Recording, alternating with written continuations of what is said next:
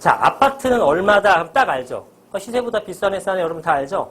재개발 가서 빌라 하나 사는데 이게 얼마, 이게 적정한지 아닌지 여러분 판단할 수 있겠어요? 그걸 못해요. 여러분들 그걸 못한다고. 재개발과 이제 빌라를 말씀을 드렸는데 이게 투자법이 틀리다고 보시면 됩니다. 그래서 제가 권해드리는 이런 뭐 예를 들어 빌라 투자 같은 것들이 재개발이 될 수도 있어요. 그렇지만 재개발의 확률이 굉장히 낮은 건 사실이에요. 저는 그걸 알고 여러분들 사드리는 겁니다. 네, 재개발 안 돼요. 되면 좋고 확률은 되게 낮아요. 네, 대신에 싸요. 동네가 좋거든. 깨끗하거든. 내지는 되게 금액이 싸거든. 그런데 재개발이 될 수도 있어요라고 하는 지역에 가게 되면 싼 게 없어요. 내지는 3천만 원, 4천만 원 싼 투자인데 재개발 가능성이 있어요. 그건 거짓말. 그런 건 거의 없어요. 재개발 지역 예정지면서 싸다? 그거 없어. 그런 건 없어요. 옛날에 이런 거 많이 팔아먹죠. 여러분들이 재개발이 어디 될지 어떻게 알아? 옛날에 반포 같은 거. 반포 같은 데서 이런 걸로 많은 분들이 속았지. 예를 들면은, 반포 1동이 자, 이런 동네예요. 자, 이런 동네. 자, 여기가 지금 반포 자이 아파트가 있습니다. 10년차 아파트예요. 요거 33평 얼마 정도 할까요? 10년차, 2008년식인가 그래. 얼마 할 것 같아요? 응? 얼마? 25억 정도 합니다. 25억 정도. 10년차 아파트가 25억이에요. 그러니 여기가 재개발이 되거나 여기가 재개발이 되면 봐라. 이런 아파트 생기는 거다. 너 여기 지금 2억 넣고 투자해갖고 20억짜리 생긴 거다. 너 초대박이다. 그래서 엄청 팔아먹었단 말이에요. 한 4년 전에. 불을 붙인 게 뭐냐면 서초구청에서 상식으로 알아두세요. 당시 서초구 장이 이거를 개발한답시고 이렇게 조감도를 만든 게 있었어요. 그래서 그게 쫙 퍼졌지.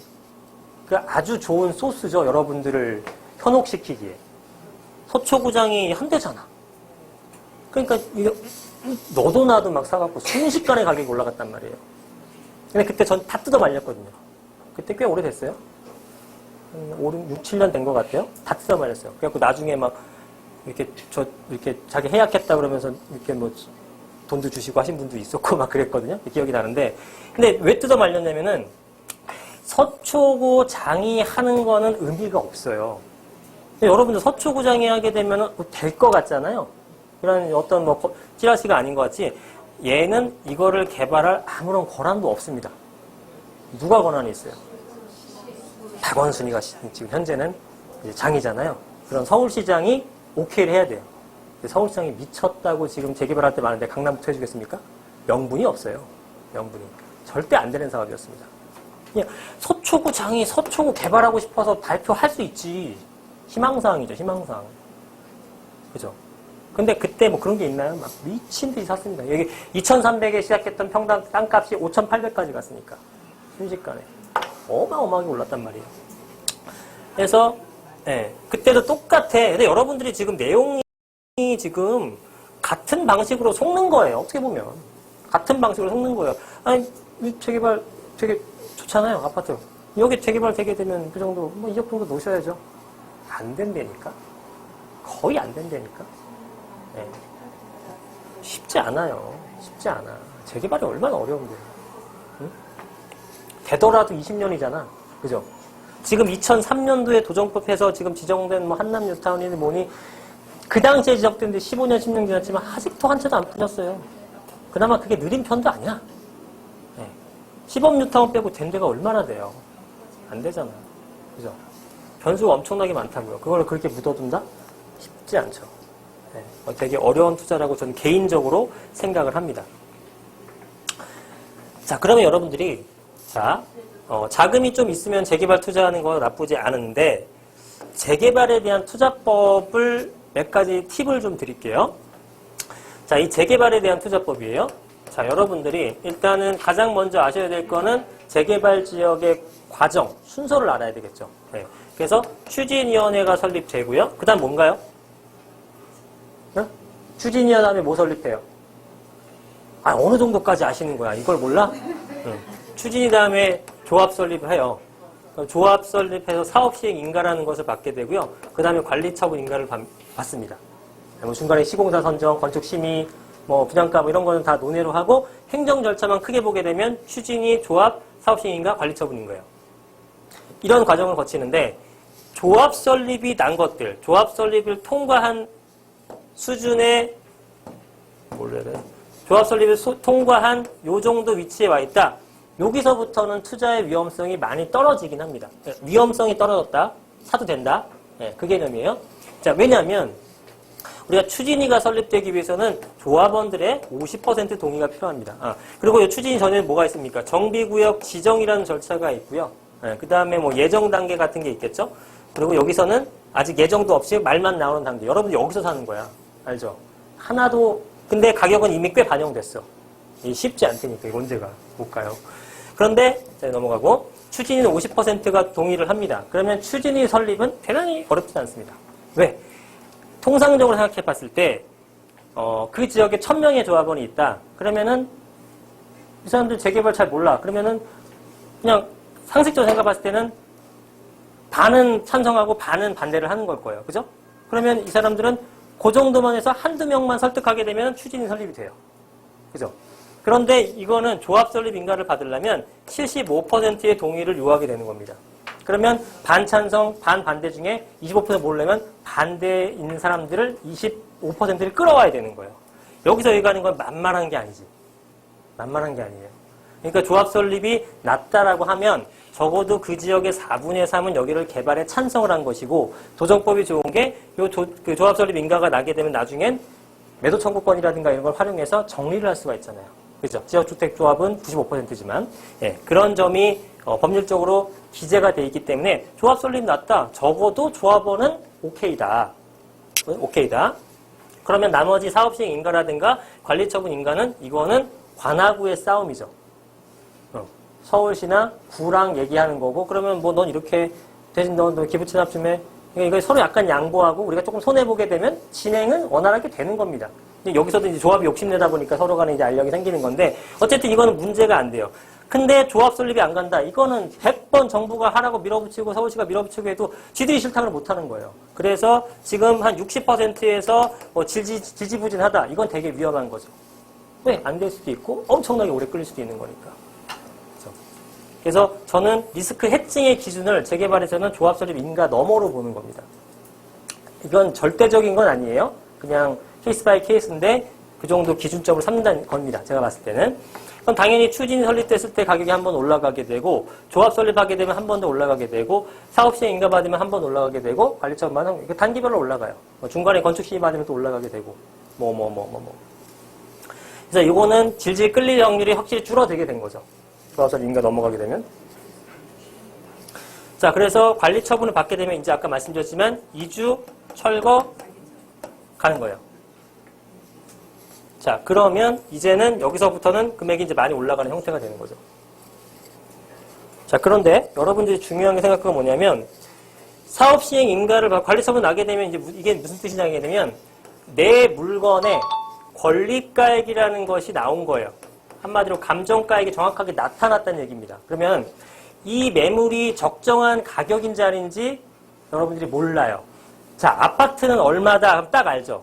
시세보다 비싸네 싸네 여러분 다 알죠? 재개발 가서 빌라 하나 사는데 이게 얼마? 이게 적정한지 아닌지 여러분 판단할 수 있겠어요? 그걸 못해요. 여러분들 그걸 못한다고. 그래서 그걸 할 수 있는 방법은 일단은 그 주변에 아파트를 보는 겁니다. 자, 재개발구역이 여기 있어. 이게 재개발구역이야. 재개발구역. 여기 신규 아파트가, 신축 아파트가 있어요. 그랬더니 여기 34평 아파트가 10억이래. 10억. 근데 여기에 빌라가 하나 있는데 여기 얼마인가 봤더니 5억이라는 거예요. 5억. 그런데 여기 추가 분담, 33평 갔을 때 추가 분담금이 3억이래요. 추가 분담금이. 그럼 이거 사도 돼요, 안 돼요? 사도 돼요, 안 돼요? 사도 돼요, 안 돼요? 되죠? 대답 안 하시면 다 아는 거죠? 네. 5억 주고 사서 3억 더 내면 10억짜리 준대잖아. 그죠? 그러니까 당연히 사도 되는 거죠. 그럼 요게 7억이야. 사도 돼요, 안 돼요? 안 돼요? 왜 안 돼요? 왜 안 돼? 되지 않을까? 뭐가 13억이야? 7억인데. 7억이라고 3억 더하면 13억 돼요? 7억 더하기 3억이면 10억 되죠? 그러면 기존 아파트랑 똑같아지죠? 그래서 살만하지. 왜? 아까 말씀드렸잖아. 새 아파트는 기존 아파트보다 10에서 15%가 더 올라간다. 그러면은 얘가 한 11억에서 11억 5천 정도 되는 거니까 아직도 먹을 게 남은 거예요. 자, 근데 근데 이게 물론 초기 단계에는 당연히 사면 안 되지. 길어지니까. 이건 관리처분 났을 때 기준. 관리처분이 났으면 이제 끝났어, 사실상. 이제 이주하고 가면 돼. 네, 공사만 남은 거예요. 그러면 시간만 지나가면 되는데 이 관리처분 남았을 때 보통 이거 기준했을 때 아직도 이게 7억까지 가야 되는데 7억이 안 가고요. 5억에서 6억 정도로 남아있는 사업장이 많다고요. 아주 놀랍게도. 저기 뭐 얼마 전에 뭐 부가인 뉴타운도 그런 경우를 많이 봤고 주변 시세 8억인데 지금 빌라값이 3억이고 추가 분담금 3억이래. 관리처분 났는데 이거 사면 무조건 이익 먹고 들어가는 거예요. 2억을. 근데 얘는 가만히 있나? 4년 동안 올라가겠죠? 그럼 얘 따라 올라가죠? 그럼 얘가 4년 동안 9억 됐어. 그럼 얘는 3억 먹죠? 근데 얘보다 어떻게 돼? 10%더 먹는다고 그랬죠? 그럼 얘 4억 먹는 거예요. 이런 시장 그냥 공짜로 먹는 시장들이에요. 공짜로. 이런 게 정보를 여러분들 굉장히 놀라는 눈초리로 바라보시는데 그러니까 이게 먹을 게 있는 거예요. 이거 다 알면은 이렇게 금액이 형성될 수가 없지. 근데 아직 잘 모르니까 이 금액이 형성되는 거예요. 그러니까 아는 놈들만 먹는 거죠. 근데 이거는 점점 시간이 지날수록 여러분들이 정보는 대중화되게 돼 있습니다. 옛날에 제가 강의할 때 전 되게 한 10년 전부터 강의를 했는데 그때는 LTV DTI 얘기하게 되면은 우와 그랬어요. 지금 LTV DTI 여기서 우와 할 분위기인데 LTV DTI 뭔지 아시죠? LTV DTI가 처음 나왔을 당시의 개념이라서 그때 그런 거 설명하게 되면은 제가 뭐 신한은행이라든가 이런 쪽에 VIP 분들 모셔놓고 강의를 했는데도 막 넉 놓고 쳐다보는 거예요. 되게 어려운 개념이 아닌데 생소하니까. 지금은 많은 분들이 다 아는 것처럼 이런 것도 결국 이제 다 알게 되는 거예요. 그때는 먹을 게 없어. 지금은 많아요. 제가 과천시장도 가보니까 이게 먹을 게 되게 많고 돈만 있으면 되게 쉽겠더라고. 네. 근데 저는 이런 거를 안 샀어요. 왜 안 샀을까요? 왜 안 샀을까? 확실한 수익인데? 어? 돈이 없다고요? 돈이 없다고? 나가세요. 네. 돈이 없어서가 아니라 이거보다 더 크게 먹을 게 저는 사실 많이 있거든요. 네. 근데 이거 충분히 괜찮은 수익이에요. 하실만 합니다. 네. 자, 그래서 이런 것들을 하시면 되네요. 근데 문제는 자 그러면 이거는 간단하잖아요. 주변의 시세가 얼마인지 알고 추가 분담금 얼마인지 왜냐면 조합원 분담가 나왔으니까 현재 금액 알고 추가 분담금 얼마인지 알고 얘랑 비교만 해서 살지 말지만 판단하면 끝이에요. 얼마나 간단해. 근데 이게 아직도 먹을 게 남아있다니까. 그래서 이렇게 사는 것도 하나의 방식이고 근데 내가 정말 마음에 드는 지역이 있는데 여기까지 단계가 안 갔어. 단계가 안 가가지고 지금 예를 들어 아까 조합 설립 뭐 건축 심의 단계고 막 이래. 건축 심의 단계면은 이제 조합 설립과 사업 시행 인가의 중간 단계입니다. 막 이러고 있는 상태야. 그러면은 감정 평가라는 건 언제 하는 거냐면요. 사업 시행 인가를 받고 그 다음 날을 기준으로 하는 거예요. 그러니까 사업 시행 인가가 안 났기 때문에 당연히 감정 평가 못 받았죠. 내지는 사업 시행 인가 나도 받자마자 감정 평가가 바로 시행되는 게 아니기 때문에 아직 몰라요. 모르는 상태에서는 문제가 뭐냐면 주변 시세는 여전히 10억이야. 근데 내 거는 5억 주고 샀어요. 근데 조합원은 얼마 주냐면 조합원은 8억에 준대요. 8억에 준대. 난 5억 주고 샀어. 그러면 분담금이 얼마인지를 알면은 간단한데 요즘 이해가 안 가시나? 자, 이거 기존 아파트 옆에 있는 기존의 이제 나름대로 새 아파트 10억 정도가 되는 거예요. 나는 빌라를 지금 보니까 얼마에 파냐면 이 빌라 재개발 구역 내에 있는 빌라를 5억에 팔고 있어요. 감정가가 얼마인지는 나도 몰라요. 지금 안 나왔으니까. 그런데 조합원 분양가 이게 다 예상입니다. 다 예상. 8억 정도로 준대요. 그러면은 얘가 감정 금액이 얼마인지가 아는 게 굉장히 중요한 겁니다. 자, 봐봐요. 예를 들어 얘가 감정 금액이 5억 주고 샀는데 프리미엄이 3억이었어. 그래서 감정평가를 2억밖에 못 받은 거다. 라고 한다면 조합원 분양가 8억에 준다고 해도 나는 2억짜리를 조합에 제공하고 8억짜리 아파트를 받았으니 분담금 얼마 내야 돼요? 이게 어렵나? 2억짜리를 주고 8억짜리를 받아왔어요. 그럼 내가 양심상 얼마를 내줘야 돼? 6억을 내줘. 그게 추가 분담금이에요? 그럼 6억을 내주는 거잖아요. 그죠? 근데 나 2억짜리 얼마 주고 샀어? 5억 주고 샀단 말이에요. 프리미엄 3억 주고. 5억 주고 사서 분담금 6억 줘서 결국 난 얼마에 주고 산 거예요? 11억 주고 산 거라고. 그러면은 이득이 없죠. 심지어 마이너스가 날 수도 있지. 그러니까 이게 5억이 적정한지 안 적정한지가 굉장히 중요하다고요. 근데 이거는 감정평가가 나오면 간단한데 딱 나와 있으니까 아직 안 나왔잖아. 대다수의 재개발 구역에서는요. 그래서 이거를 얼마의 금액이 나올 건지 예상 감정을 하는 게 굉장히 중요한 거란 말이에요. 그래서 예상 감정을 보통 어떻게 하느냐면 여러분들이 알긴 어렵죠. 자, 보통은 단독주택이 있고요. 단독에는 이제 다가구라는 개념도 포함되겠죠. 그 다음에 빌라가 있죠. 빌라가 정식 용어는 아닙니다만 연립이라든가 다세대 같은 게 있습니다. 자, 그래서 단독주택 같은 것들은 보통 이게 주택 공시지가라고 있죠. 주택 공시가격. 요게 여기는 공시지가. 단독주택은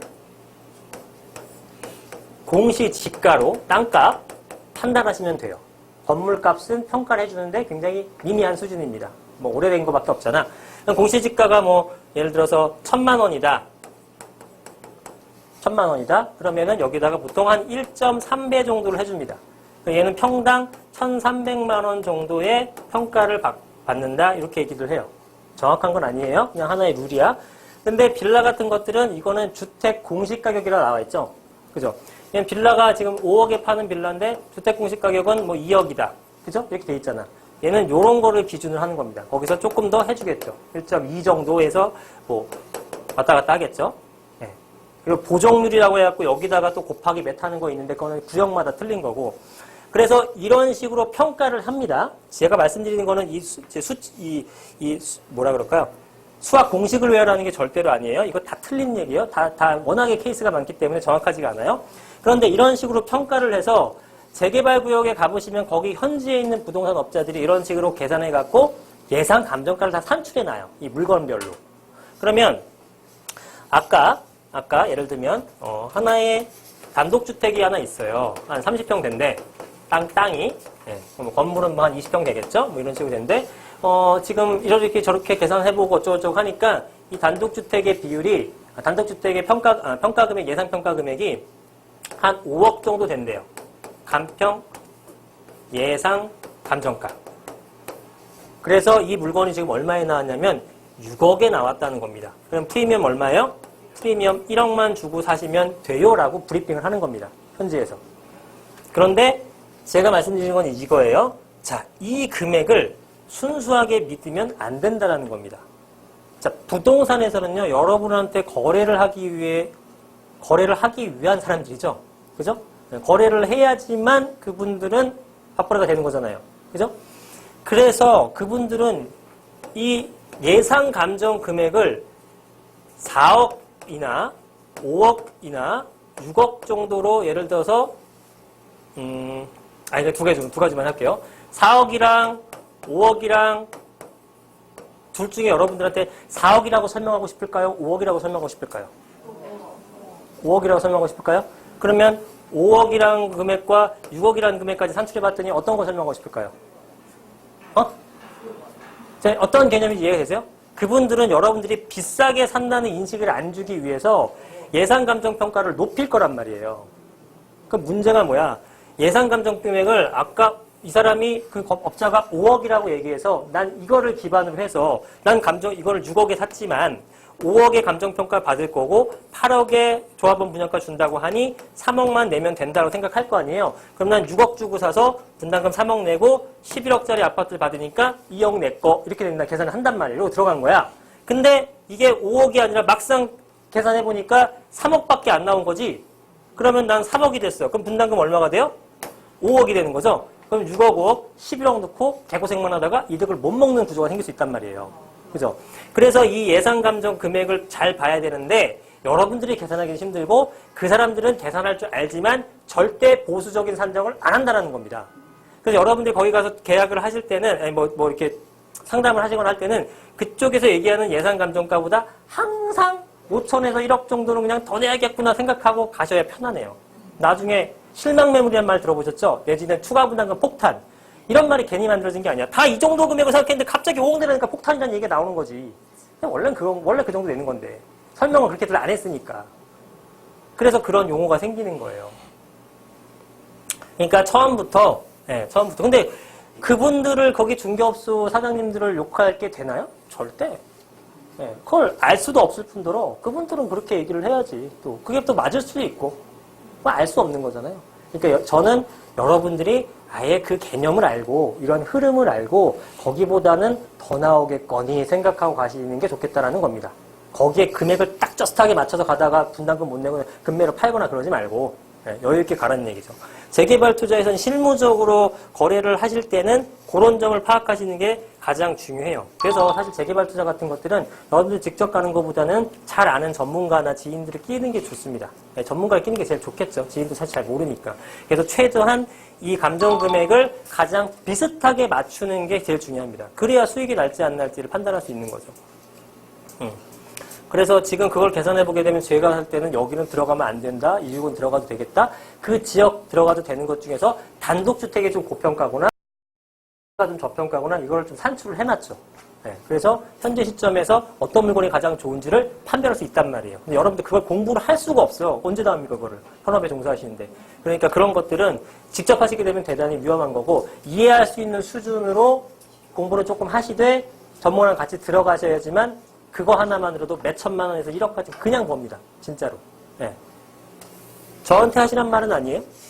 왜냐면 저는 컨설팅비가 좀 비싸요. 그래서 말씀을 못 드리는데 실제로 몇 천만 원 수익 보는 건 일도 아닙니다. 이거 하게 되면 진짜로. 자, 그래서 재개발 투자 같은 것들은 이런 것만 좀 잘하시면 돼요. 이거 어쩔 수 없는 게 예를 들어 우리가 그 자동차 뭐 정비를 해. 저 자동차 정비 뭐 압니까? 그럼 가면은 견적 쭉쭉 뽑아갖고 이 정도 나온대. 근데 그게 비싼지 싼지 내가 알 수가 없는 거예요. 그죠? 그러니까.